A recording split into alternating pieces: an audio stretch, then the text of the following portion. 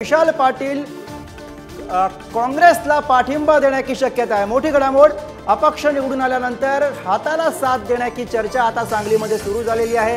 काही वेळामध्येच आता विशाल पाटील अधिकृतपणे आपला निर्णय जाहीर करतील अशी माहिती समोर येते आहे।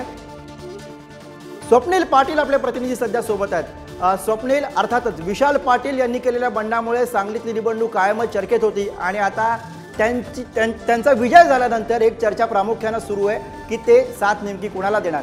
काय कळतंय, काय चर्चा आहे सांगलीतल्या वर्तुळामध्ये? नक्कीच गुरु, विशाल पाटील यांचा लाखाच्या मताधिक्याने विजय झालेला आहे आणि आता ते अवघ्या काही वेळामध्ये पत्रकार परिषद घेणार आहेत। या पत्रकार परिषदेसाठी काँग्रेसचे पदाधिकारी देखील उपस्थित असणार आहेत।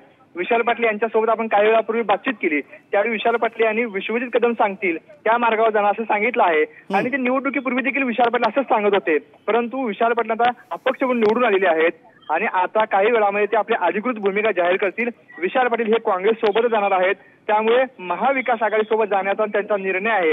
विशाल पाटील यांनी जर महाविकास आघाडीचे उमेदवार चंद्रहार पाटील यांचा जरी पराभव केला असला तरी विशाल पाटील हे आता काँग्रेस सोबत असतील आणि याची अधिकृत घोषणा ती आपल्या अवघ्या काही वेळामध्ये करतील।